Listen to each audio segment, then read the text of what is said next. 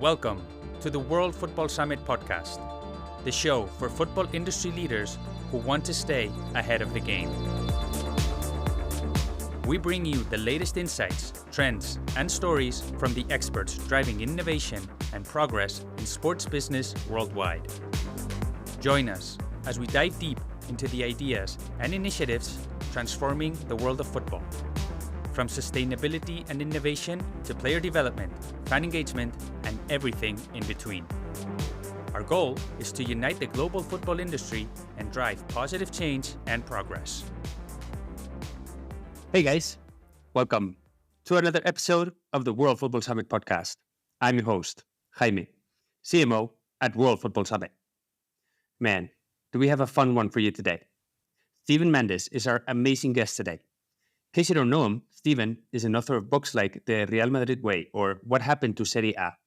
He's a senior academic advisor to FIFA. He's helping UAX Rafa Nadal School of Sport in America. And overall, he's just a true football business expert. We discuss a bunch of things, including the main lessons he learned while writing his books, what the football industry can learn from American sports. We also talk about current dynamics like multi-club ownership, the possible Superleague, broadcasting, the life experience at a match, where he sees the future of football. We also talked about his role at the UAX Rafa Nadal School of Sport, and so much more. But before we go into it, don't forget to subscribe and read the podcast on your platform of choice and share it with your industry colleagues. And remember, you can also subscribe to our newsletter. Every week, we send updates, trends, and everything that goes on around events. You can find the link in the show notes. And the thing is that 2024 is going to be a busy one for World Football Summit. We have events coming up in London, Mexico, Sevilla. You can check it all out on our website. And nothing else from my side. I hope you enjoy this amazing conversation with Steven Mandis. Well, Steven, thank you so much for joining us on the World Football Summit podcast. I've been looking forward to this conversation for a very long time, and I think I'm going to have fun, and I think the audience is going to have a lot of fun. So yes, welcome. Thank you very much. So, Steven, we're going to cover a lot of ground today. But before we do, I was wondering, for those that for whatever reason don't know who you are, if you could introduce yourself to the audience, and I always like to ask my guest, why is it that you do what you do? Why a career in football or in sports? Okay, well, I have an unorthodox background, and I really still consider myself an outsider in sports. But my career started in investment banking at Goldman Sachs. I also was a consultant at McKinsey and Company. And then I was a vice chairman and chief of staff to the president of Citigroup during the financial crisis. And after that, I decided to write a book for my PhD dissertation. And the book was called What Happened to Goldman Sachs, which just happened to be read by executives at Real Madrid. And so when I coincidentally met them, not knowing that they had read my What Happened to Goldman Sachs book, they had told me that they had read the book and they really enjoyed it, and would I come to the stadium and meet them. And I had barely heard of Real Madrid. Obviously, I was a casual fan of North American sports, but never followed European football or Real Madrid or any of the clubs. So it was kind of a unique experience in that I didn't have this bias in European football. Okay. Interesting. And you're also an academic advisor for FIFA, right? So I was wondering, what are the priorities of the role, or what are the areas where you focus on? After I had written a book about USA soccer, as well as the Real Madrid book and a book about Serie A. And then FIFA reached out to me and said, hey, there's an academic outsider who is looking at the sport of football in a unique way. And they'd like me to continue to think about and doing research into the sport of football, as well as help them write business school cases about different clubs so that best practices could be shared amongst executives. They asked me to teach some basic business principles in terms of how to put together a strategic plan. They asked me to work with some individual executives, and they asked me to help facilitate the sharing exchange of information. Oh, nice. Okay. And speaking about your books, what triggered you to write all those books that you've written So after I met the Real Madrid people and became friends with them, I was fascinated with how they managed and ran the club. So I would ask them, how do you select players and how do you make money and how do you make it sustainable? And the answers really surprised me after having read Moneyball or being, you'd read in the media that it all came down to basically money and talent. And then with Moneyball, it was data analytics. So Real Madrid was talking to me about something completely different. And I thought that story should be told. Okay. And anything, I mean, because from what you've mentioned, no, you've worked with Real Madrid, with Serie A, you've looked into that, you looked into US soccer. Is there anything that surprised you most while writing either the books or maybe just the research phase? While working with Real Madrid, what surprised me was the emphasis on values and culture. So people ask me what's the genius behind Florentino Perez and their management team. And I try to explain that the way they think about the world is they get the values and the beliefs from their socios, their fans who actually own the club. And then they spend their time trying to put together the players, the experience, the community that follows those values and beliefs. And so that was their primary focus. And that really surprised me because I thought the primary focus would be to win. And then they told me that winning really was a result, not really their mission. So that really surprised me, especially living in New York where, you hear the Yankees all the time, winning is everything. So I think for Real Madrid, obviously they want to win trophies, but there's a lot more to it for them. So that really surprised me in that book. In the Serie A book, I was in that research, I was just surprised at how great Serie A was in the 80s and 90s. I think people forget that. And then the sharp decline really in the 2000s. And then the question is what was going to happen? And ultimately we predicted that there's a lot of great history, great rivalries, great clubs, a lot of passion. So we thought that eventually a lot of Italian American owners or other owners who were trying to accumulate sports clubs would buy into Serie A clubs, which is what's happening. So I think that I didn't, I think our end result was correct, or prediction, but I just did not really understand how far Serie A had dropped. And the reasons behind that, there are many, many reasons. In the USA Soccer book, I think the thing that surprised me is that I came to this conclusion that the World Cup is not as much a competition of nations as it is postal codes or zip codes where people live, because the players come from very concentrated areas. And it's a competition of family members because many of the players have brothers or fathers who played at a very high level. And then it's also a story or competition of immigration. So immigrants, they come back to their parents' homeland or their grandparents' homeland, make meaningful contributions.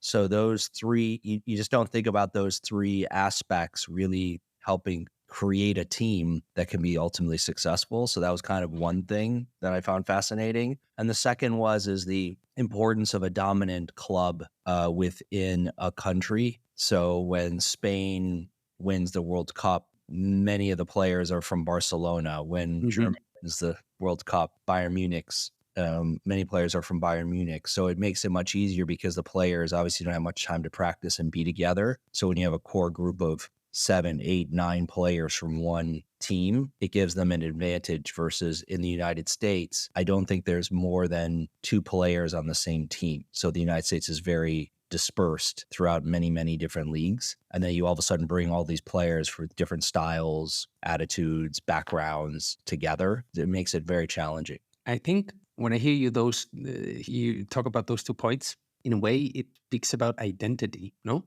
I mean, because on one hand, I find it super interesting what you just said about the zip code. And if you think about it, it's actually true how important the zip code is to a team.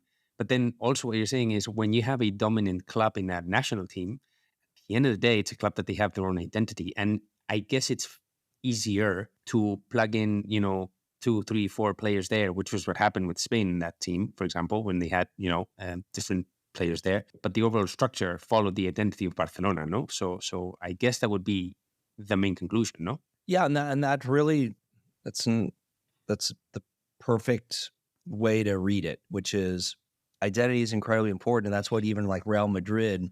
That's what surprised me is that their focus on their identity and who they are, and it's just think about this: when you hold up a white jersey, it means something.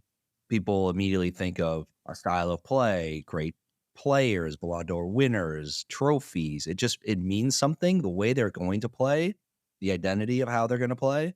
Mm-hmm. And the same thing when you hold up a Barcelona jersey, you think tiki-taka, you think some of the Johan Cruyff, you think of all these things. So that helps. When I meet clubs and I ask the owner, what is your identity? And then they tell me what they think it is. And then I ask somebody else and it's different than what the owner said, then I immediately start to see that there's a problem. Mm-hmm. Or the best way I try to figure out what people's identity is, I ask them, who's your rival? Because your rival will help define what your identity is for your players and your fans and everybody else. So it's easy if I ask, Real Madrid, who's your rival? And they say Barcelona. Well, then I can start to understand why, and it helps me understand what the identity of Real Madrid is. So yeah, identity is really important for the fans, the players, the brand, the financial aspect of it all. The staff, everybody, I guess, right? At the end of the day. And I think I'm also thinking, now that you're mentioning the US, I think you mentioned in your book that one of the things that needs to happen for the US to have like a powerful national team, let's say, is to have a strong domestic league, no?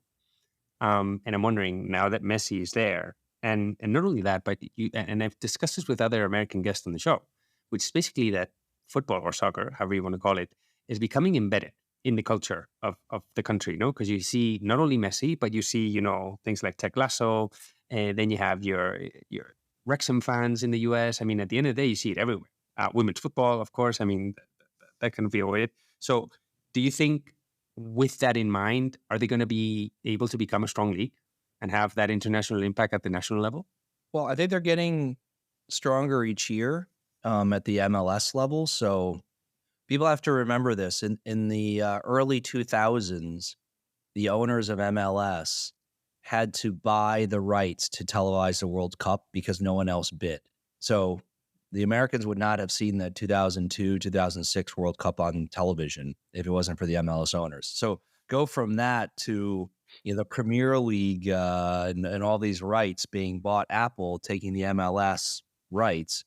The MLS has come a long way. Yeah. And I think they deserve a lot of credit for that. Having said that, the one thing with MLS, and this is historically because they always were in a precarious financial position because of they were just trying to build up a fan base, and you have to pay players, and there's a lot of expenses and everything else. They instilled, and I think this made all the sense in the world at the time, a salary cap.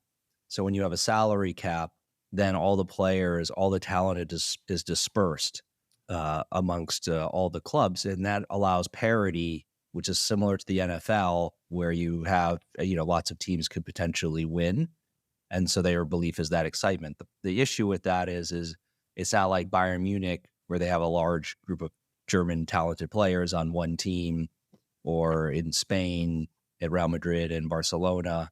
So that's kind of, or in France and PSG. So that's kind of the issue the MLS has from a structural perspective. But the league getting stronger and stronger, obviously American players are getting better and better, and the owners are investing in academies. So people didn't realize this, as you know, when a player is sold, they grew up at a certain academy and they go to another club, they receive solidarity payments and compensation for having developed the player. In the United States, that was not the case until relatively recently. So there was no economic incentive to develop a player because they would leave for free, essentially, and the team wouldn't get compensated. So that got changed. And so now you see a lot of MLS clubs investing in their academies because now they see it as a profit center, which is how many clubs around the world see it, that they can get a return on their academy players. So now you're seeing a greater investment in academy players. The issue is that the academy players are going to leagues and clubs all over the world. Yeah. because they're those elite talented players. Many of them are not playing in the MLS. Yeah. And one of the other things that you see is the increase in valuations, right? I mean, I think the average right now, the average franchise in the MLS, it's around like 600 million almost, 580 million or something like that. So that has been amazing to see. In some cases, you could even wonder, when you see Inter Miami or LAFC speak about being valued at 1 billion, it makes you wonder, no? But I was wondering. Well, that's why that actually got to Serie A, because we said, look at the MLS valuations. So if you're going to buy an MLS club and spend $600 million or $800 million or $1 billion, well, you can go buy a Serie A club and potentially participate in the Champions League and or European competitions and everything else. So it's kind of that's why we thought it was like on a relative value basis. You'd see people say, well, I'd rather own a team in Serie A than MLS. Yeah. So, and what have been the keys to see those valuations rise so much? I mean, what have been the main drivers? Well, I think that people believe that as you said, the growth and the momentum of the league is continuing, and so it's kind of what people believe is going to happen in the future and the valuation. So when you look at NFL teams going for $6 billion and NBA teams going for $4 billion, and people say, well, football or soccer in the States is one of the fastest growing sports, especially in the younger audiences. People see opportunity, and now the United States has a very unique thing because they have Messi today, which is amazing, and it brought in other great players. Then you have the Copa America that's happening. I believe this in 2025 you have the FIFA Club World Cup, and in 2026 you have the World Cup. So it's just going to be more high quality matches on American soil, drawing an audience, getting more excitement and recognition and exposure. So people just think that soccer will continue to get more growth in the U.S. Definitely, momentum seems to be something that's going to be building up, no? So do you think, with that in mind, with that outlook, that those valuations are actually sustainable? And I'm referring actually to men's and women's soccer, because in women's soccer, you also see amazing increase in valuations, no? I think amazing valuations. I don't, because the MLS doesn't release the financial information of the various clubs, so I don't really know what the ultimate return would be on if someone bought a club at $600 million or $1 billion in MLS. But there's certainly growth there. I think the issue ultimately is going to be, are there international fans outside the United States who will want to watch MLS? Yeah. Because if you look at the Premier League, I think Premier League has crossed over where they make more media rights revenues from outside the UK than they do inside the UK. I think the MLS is a long way away from that.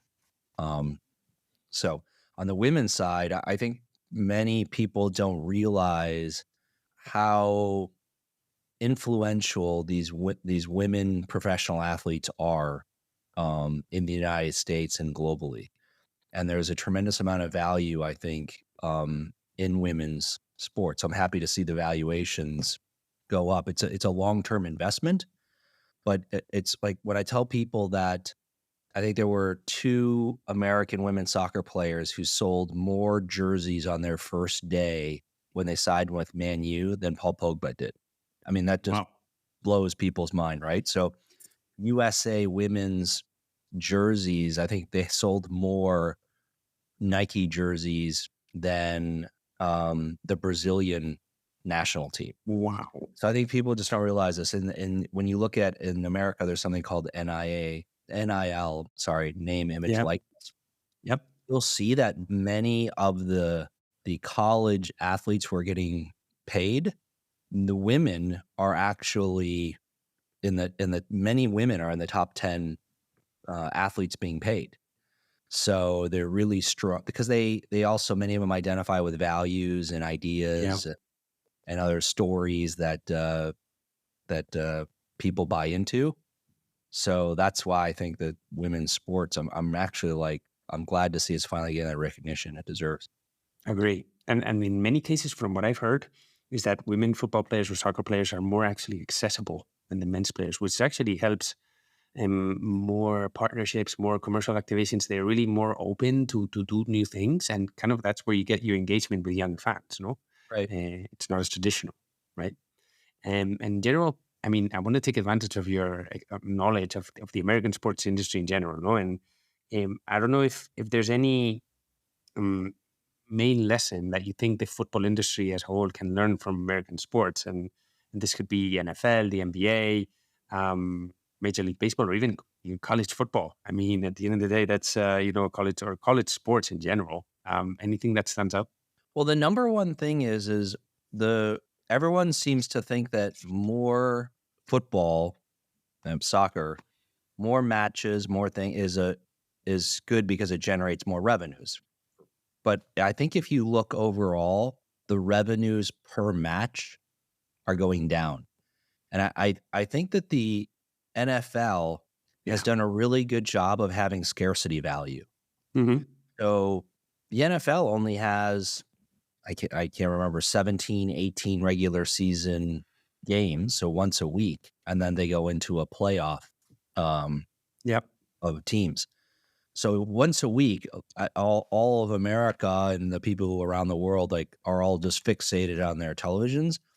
I think in the European football market's so saturated. There's like games every single day, various quality, everything else. So you look at the NFL revenues, they're dramatically higher than, for example, the Premier League. I think even if you add up all the leagues in Europe, I think the NFL would still be higher. So It is from I think whatever. one of the lessons is quality like matters for fans to get excited and engaged and everything else. So I think that's one of the lessons I think people are learning. And then the other is I think that big matchups are really important. So in the United States, we've seen college football, for example, have realignment of conferences. So when I grew up, there was the Big Ten in the Midwest. So those were the college teams like Michigan, Ohio State. And then on the West Coast, you had, UCLA, USC, these teams. And then they would play their own little region.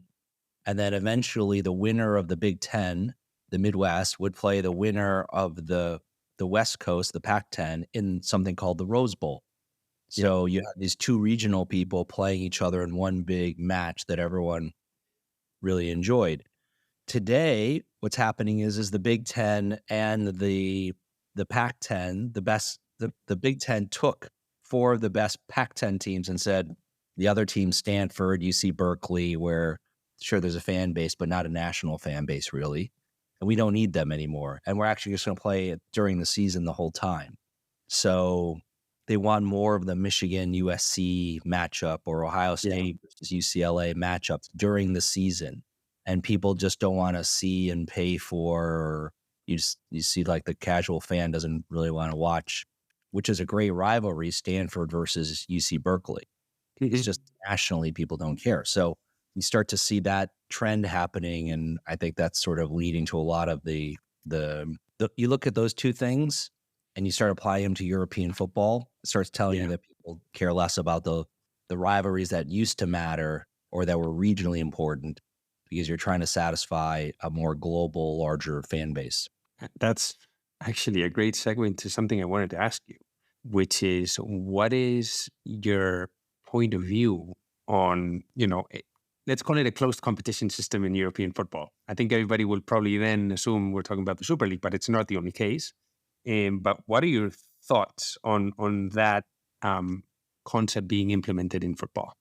I don't know all the ins and outs of the Super League, so I'm not an expert on it. But my understanding is that it wasn't closed. There were certain members that were going to, and this is now the historical one. I know it's changed since then, but the original one is that they were certain founding members, and then there was a mechanism in which people would qualify to come up into the league. So I think it's actually misleading or misrepresentation to say that was a closed league. The MLS obviously is closed, meaning that there's no promotion or relegation, and the NFL is closed, meaning there's no promotion or relegation. But I don't believe the Super League was. So I don't know. My sense is that the feeling is in Europe that there needs to be some level of opportunity because of what the sport represents to get into the top. At the same time, I think that when you look at some things like the Premier League, so people tell me the Premier League is an open competition. Well, then I ask people, when was the last time any of the big six got relegated? I don't know, or at least since they've had ownership, like current ownership structure that they have. So Man City, since their new ownership took over, does anyone really believe there's an opportunity for them to be relegated? I guess if they have something drastic happens, but I think in general, no. Or just do people think Liverpool is going to get relegated anytime soon? So to me, yes, I know it's a promotion relegation system, but not really, because to me the Premier League is almost a Super League of its own. 6 now with Newcastle 7.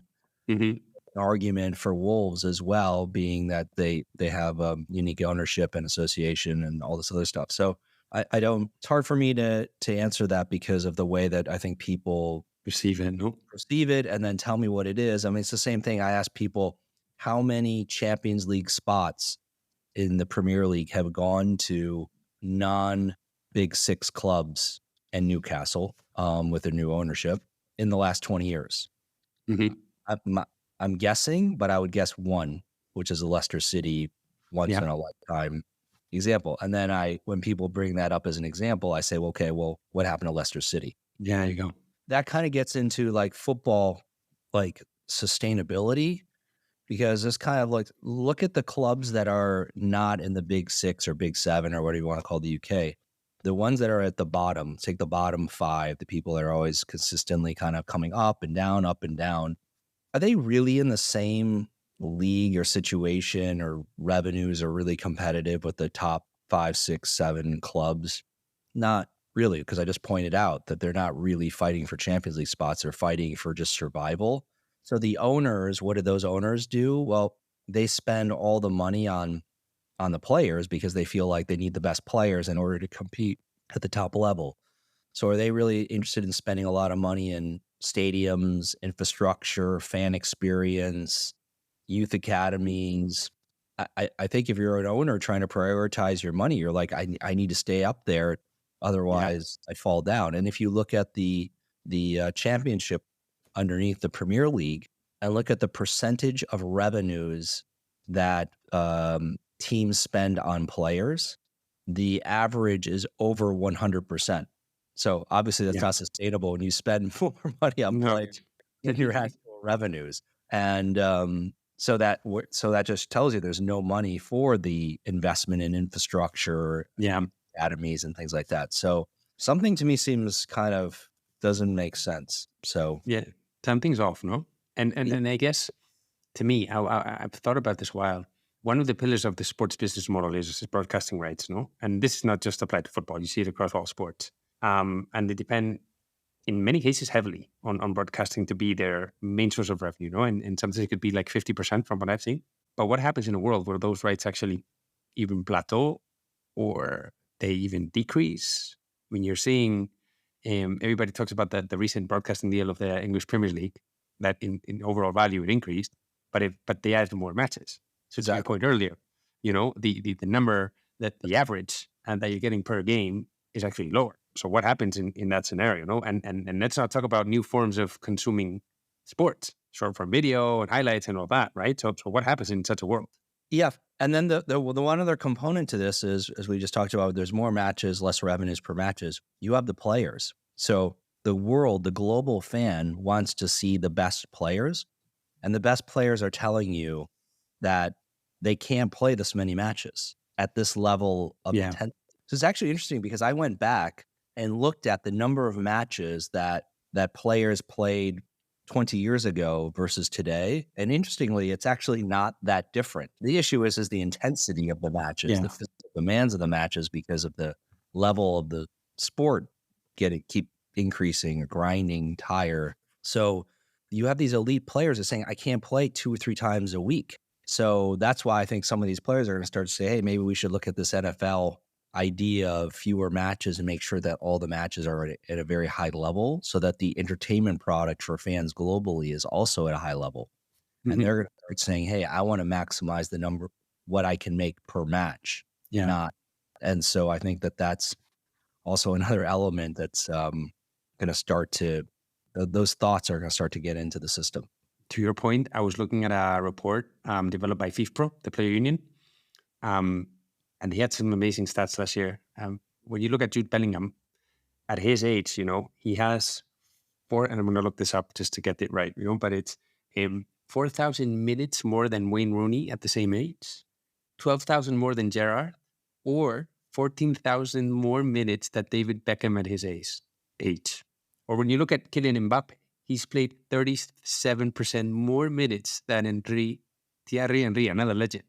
Right. So you look at that and it's just, wow, is that sustainable for a player that age? I think it goes back to your point of what you were saying. Yeah, and as we all know, there seems to be an increase in injuries. It's just what you look up the lineup and you're just like, wow, lots of players are missing all the time. So the players, I think, are going to help drive some changes, just because, like I said, it's not sustainable for them. Yeah, there's a limit, right? And then going back to the pillars of the sport business model, to me, the unique element of any football property or sports is the live stadium. At the end of the day, it's kind of like what it sets apart from other forms of entertainment. So what role do you believe that the stadium should play, even though considering it's a limited capacity, what role can it play within the sport business model? Well, the stadium is incredibly important because people want to feel that energy at home. And so that, I think, was one of the issues with Serie A is that you had older stadiums not owned by the clubs, not controlled by the clubs. And so as the stadiums got older and older, people didn't want to go to the stadiums anymore. So you lost that kind of passion that was very unique or special in Serie A. So I think people have learned a lot from that. So the stadium experience is changing. I think the way the stadium is thought of has changed. The idea, for example, like with Real Madrid, they're not only they have the stadium, but then the grass rolls out from underneath the stadium, and now you have a concert, or you can hold an NBA game, or lots of different events inside to make revenues every day, not just on match day. So that's like that's an important part of the economic element. Mm-hmm. And then you have to have a stadium that brings that's modern enough and technologically savvy enough and has enough experiences within it to bring the fans to the game. So I think as you could probably see, there's a lot of people focused on their stadiums, renovating them, building new ones. Yeah. So and the challenge for them is how do they get people in the stadium all week long, not just for one match, right? And that's something that they're trying to explore, and closing partnerships. I was talking with, a CEO of Eintracht Tech, and he was telling me just that, how can we're setting up concerts, we're setting up corporate events, esports competitions, it's kind of like maximize the stadium as much as you can, because then that also brings new audiences to the ecosystem of the club, no? So that's another way of growth. So yeah, interesting. I want to shift gears a little bit because you also are knowledgeable on the different governance models and ownership models in football, no? And at World Football Summit, we ran a survey in 2022, and many of the people who responded identified multi-club ownership as kind of the more optimal model. And I think, according to Deloitte in 2022, I think there was 70 multi-club ownership models in existence. When you look back in 2017, it was only 28, so you see the increase there. That's just amazing. So I don't know, what are your thoughts on the model and kind of the potential it has for the future? Well, the owners, when you speak to them, they'll talk about the synergies of the model. So you have more data, more information on players, you have more understanding about how to manage these types of businesses, because there's really not that many, especially when you look at the elite level, elite clubs with brands, and And so understanding how to run those clubs in a sustainable way is actually a very particular expertise. And you can take that and apply to many different clubs. So I understand all of the synergies behind it. My concern is just the integrity of game. So you have clubs with the same ownership or with some influence playing against each other, and how does the fan think it's fair? Because even today, like, there's a lot of matches or sports games where people feel like, hey, the referee was biased, and the referee is like a totally independent person. So imagine when the fan of one team is playing the fan of another team, and they have similar ownership structures, then they're going to feel like, hey, the owners wanted this team to win because they thought it had a better chance. It's just, it opens up questions of integrity in the sport. And I think that's just something that people need to think about.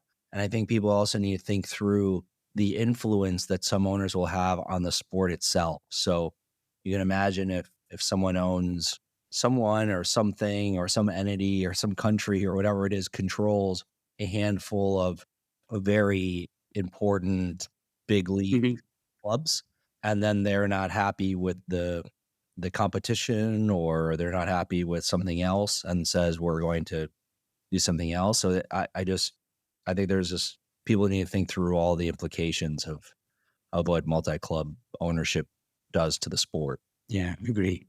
And one question, because a lot of those deals are actually coming from American companies or American private investors, and that's something that you could see increase during 2023, no? And how they were involved. And I was wondering why this, which probably goes back to what you were saying before when we were speaking about the MLS.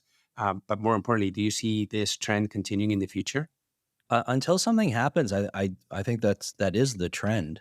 What the implications are to clubs that structurally today can't do that. So if you look at Bayern Munich, which is 51% owned by the fans, or you take Real Madrid or Barcelona, which are 100% owned by the fans, already they're in a different ownership structure than Man City, Man U, etc. So now you start to proliferate. There's going to be more and more clubs with like these types of unique ownership structures. What does that mean for these clubs that can't? Because at least as far as I understand it, structurally, it's going to be challenging for them.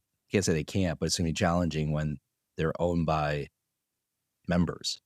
So everything's just kind of, it's like a little bit, the level of competition is always like changing because there's so many different ownership models and everything else. It's very different in the United States, where like the NFL even has a rule saying that it has to be owned by a person, controlled by a person.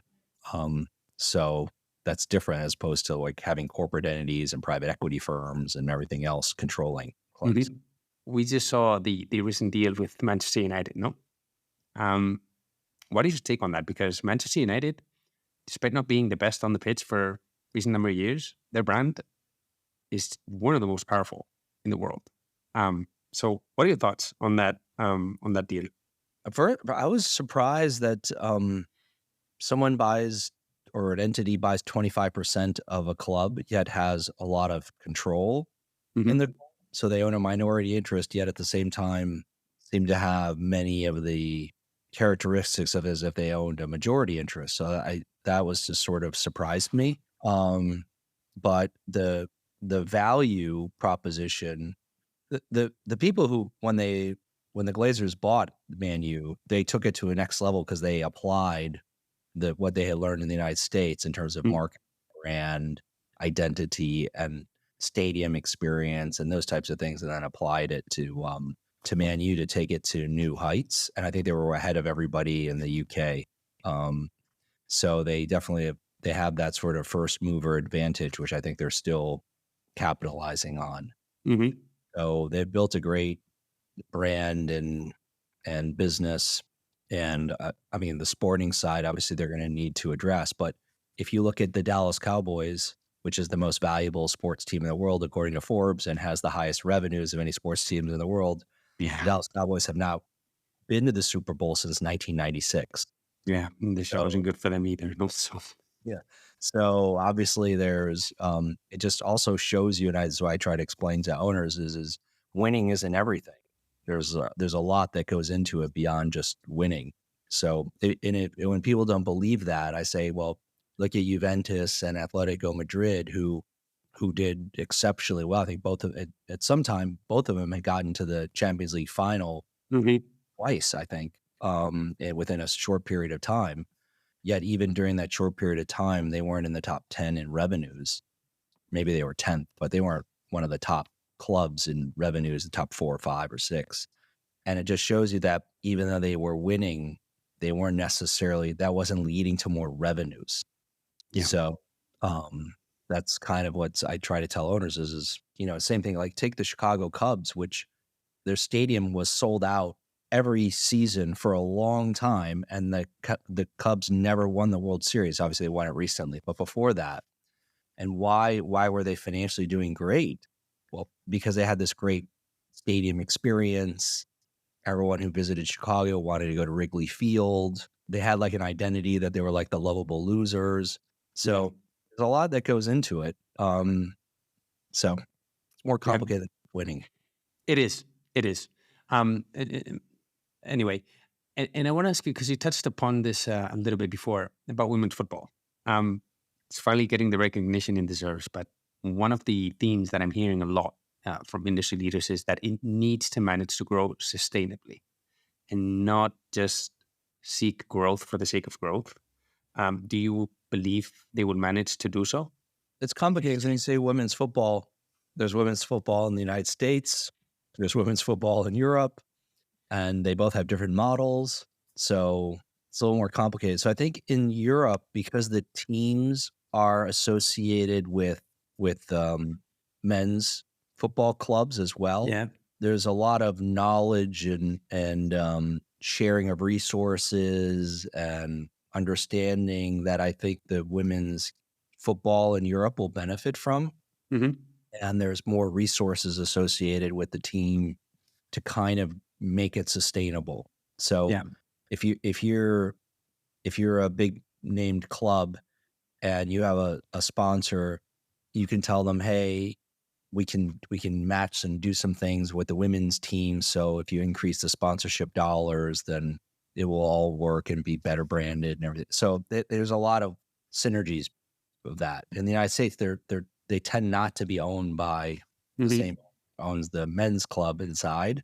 So I think it's like a more challenging economic situation. But the thing is the U.S. market is really large, and the women's U.S. team is very popular. Women's sports are very popular, and they mean something more than even the sport itself, going to women's equality and equality in pay. And there's a whole value system that goes into it. So I think they're able to benefit from that in the United States.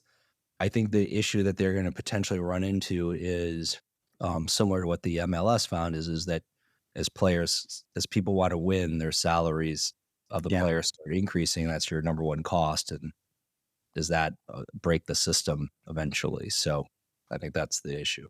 Yeah, the wages to revenue ratio, no, that's going to be one to keep track of, no? Well, this has been a great overview. I just want to close this segment, Stephen, with, I don't know if you would be able to identify, let's say, 3 important changes, call it dynamics, in football that you're keeping an eye out for? Well, I think we still haven't seen really what multi-club ownership changes are doing to the sport. And not only is it multi-club, but you also have the entities that are linked with countries. So sovereign wealth funds and things like that. So I think that's still to be determined, but that has definitely changed, as you brought up, MCOs, sovereign wealth entities owning clubs and them being in MCOs and private equity firms being in MCOs. So that, I don't know if we fully understand what the implications of that. I would say the second thing is the rise of the player. I think when people grew up, you tended to support the team that in the city that you grew up in, or your parents supported or relatives supported, and then you just kind of followed that. Today, the younger generation seems to play, for example, the video game FIFA. They become familiar with the players. They trade players. They know the statistics of players. They follow players. So today, they may actually play FIFA and not play football or soccer. Yeah. So that is a totally new dynamic that I don't think people fully appreciate and understand the dynamics of that. So the impact it's going to have where the elite players have more and more power. Actually, most of the elite players have more fans than their clubs and make more money than their clubs do. So it's kind of a unique changing of the power dynamic. So I think that's kind of unique. And then also just the technology and the way people consume entertainment is changing dramatically. So we see people, before you could only watch it on TV, and now you could have people watch on TV and have a screen going on and want to see statistics and want to see unique angles. And so I think that has dramatically changed how the broadcasters need to think about the value and how they're going to keep this younger audience engaged, because there's just a lot more opportunities for entertainment, from Netflix to sports, and everything gets able to get more and more niche. So before you only could watch certain sports on TV, now you can watch lots of things. So I think that's what football is going to have to start to grapple with, which is how do we compete against that? And I think that's why there's this focus of we need more marquee matchups. So, and maybe less, maybe the more is less. So have higher quality, more marquee matches, which is what's happening in college sports in America. So those, I would say, are the three biggest changes. Wow, thank you for that. And that's super interesting. No, at the end of the day, what I'm getting at there is, I think interest in sports and football is probably at an all-time high. The problem is that it's not only the live match anymore. You can consume football in, highlights, videos, in games, in documentaries, in films, there's so many ways to consume sport now. And that leads to, I have once heard a description that I liked a lot, which said that the fan today is more fragmented and less passionate, meaning they have so many different avenues to consume that they're not really engaged to one single thing at the end of the day. And then to your point is, they're not as passionate about a team. They're more following on the players, which they resonate more with, right? So it's interesting dynamics that are going to, football properties are going to have to adapt to, no? So yeah, thank you, Stephen. That was an awesome review of the industry. I want to ask you, because you're also involved in academia, and you're helping the UAX Rafa and Nadal School of Sport actually in their I'm going to call it American Adventure, right? So I don't know if you can tell us a little bit more about that, about the MBA, about what your role there is, and what type of, what can people expect from that experience? Sure. Well, UAX and Rafa Nadal have put together a master's program in sports management, which I think is very unique and compelling. And as a part of that program, they do visits to various areas. So I'm helping them with Miami. And the reason is as we were talked about, is there's a lot of fresh ideas and innovative ideas that are happening in the United States that can be applied globally.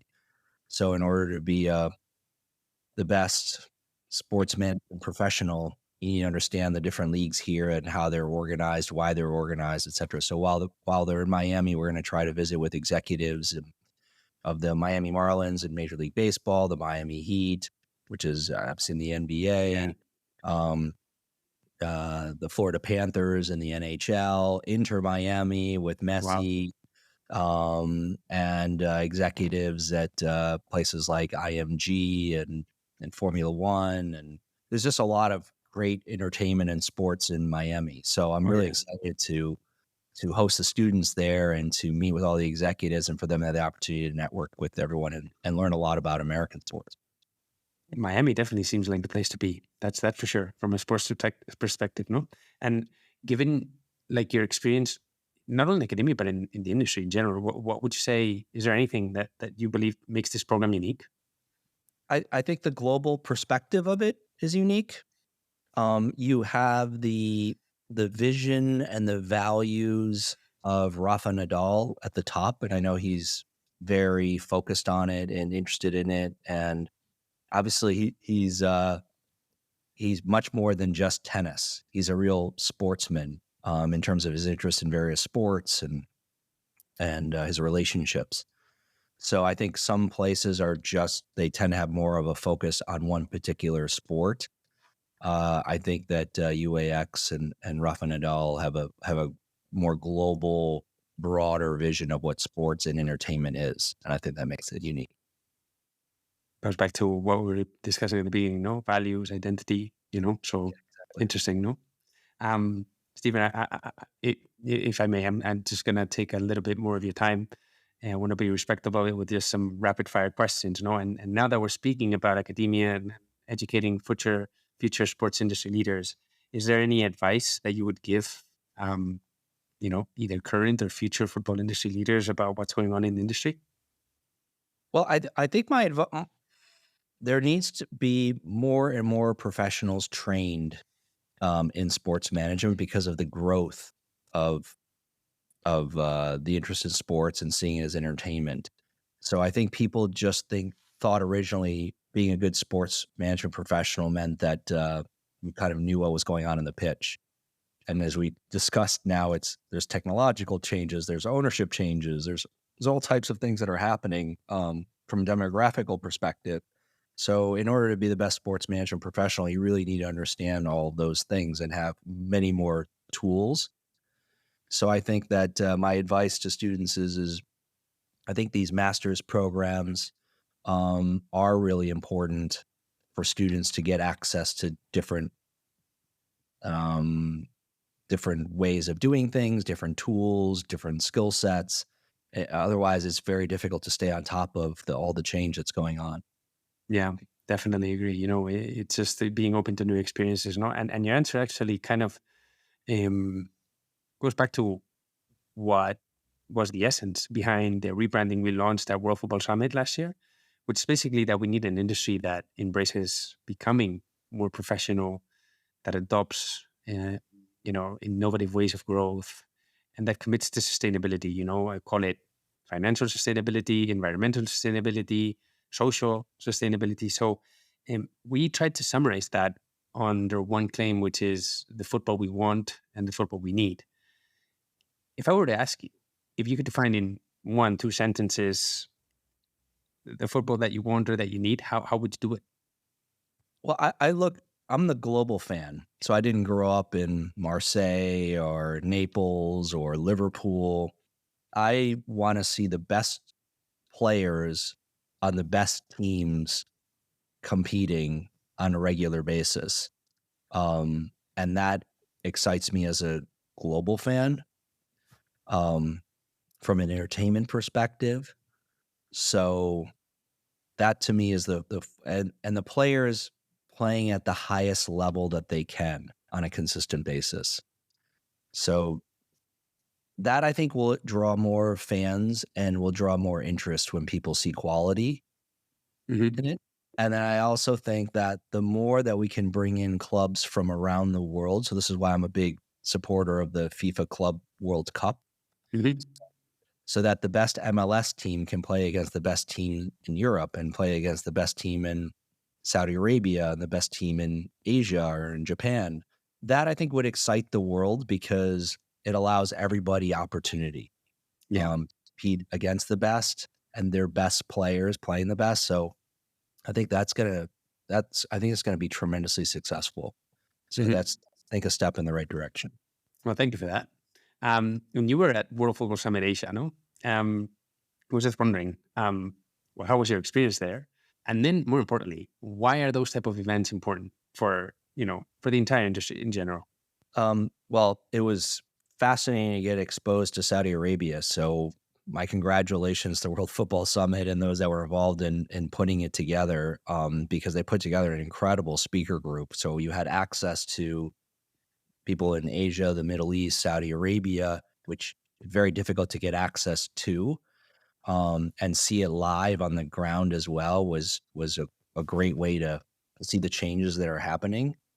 But I find that these summits are great because you get so many different perspectives on a panel that you just normally wouldn't have. So you have people from different leagues, different regions, all in one place talking about the sport and how to improve it.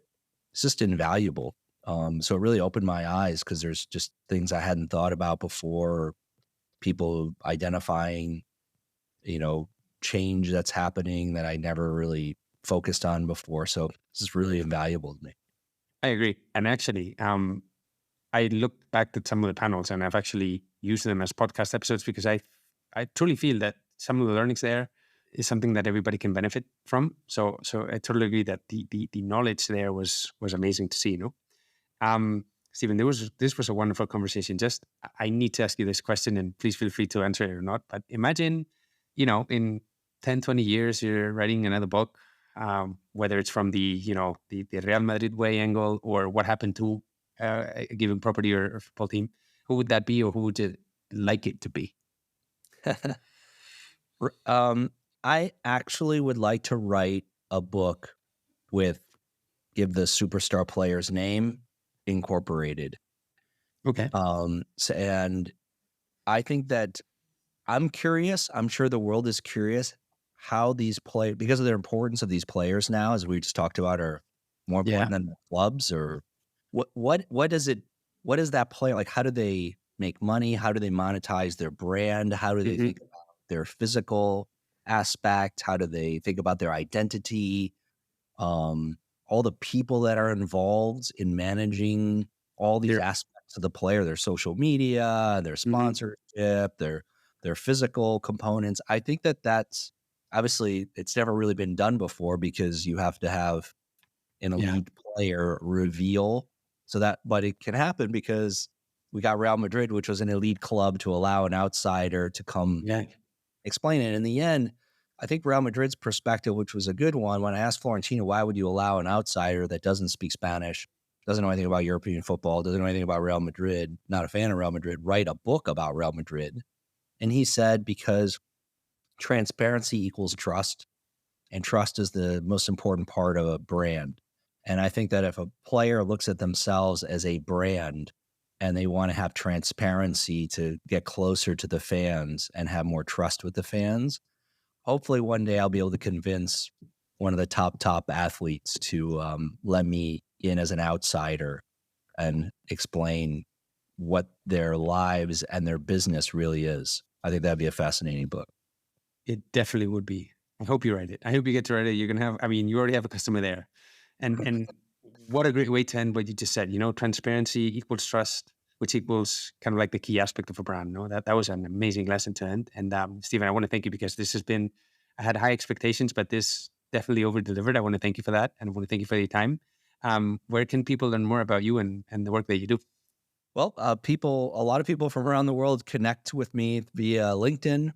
And a lot of people connect with me with my Colombia email address, which is you can find on search. And so I get all types of contacts from people. I try to respond to as many people as I can. I even put my Colombia email in my books.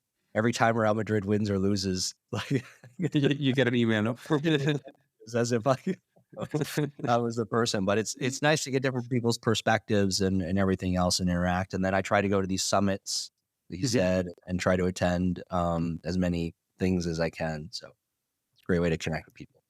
Fantastic, Stephen. Hopefully we'll bring you back someday and we kind of do another review of the industry. That would be so great. Well, thank you. Thank you, Stephen. Have a good day. Thanks, you too. Stephen Mandis. That was such an awesome conversation, and I hope you agree. It's going to be difficult, but let's try to summarize the main takeaways. The first thing is the importance of identity, of values, of culture, to define that identity. It's what determines the success of a club. And it has to be applied to the entire ecosystem, the fans, the players, the staff. Everybody has to believe in that identity. And then the results will come. Just look at Real Madrid. Just look at FC Barcelona. Just look at the Spanish national team, right? There's a lot of great examples throughout history. Then what can football learn from American sports? Well, we've discussed this in the past with other guests, but it's scarcity value. Just look at the NFL. They're 19 billion in revenues is more than the top 5 football leagues in Europe combined. So for that to happen, you need to ensure key quality matchups and also take care of the player's health. Then what are the things he looks out more for the future of the football industry? Well, first, the impact of the multi-club ownership model. Then where the player empowerment era is going to get to. I mean, we've already seen a lot of it, and we're already seeing players being more popular than some of the clubs they play for. But where is this going to lead to? And finally, how are properties going to engage with the younger audience? I guess everybody's wondering, so let's see what happens there. And finally, it was a great way to end the conversation with the quote that he cited from Florentino Perez, which is transparency equals trust. And trust is one of the key things for any brand, not only football, not only sports, but probably any industry that you can think of. Did anything else stand out to you? If so, reach out on social media and share it with us. And before you go, don't forget to subscribe and rate the podcast on your platform of choice and share it with your industry colleagues. You would not believe how much that helps us. And I want to thank you for tuning into this episode of the World Football Summit podcast. I hope you enjoyed it as much as I did. Have a great rest of your day, and we hope to see you next time.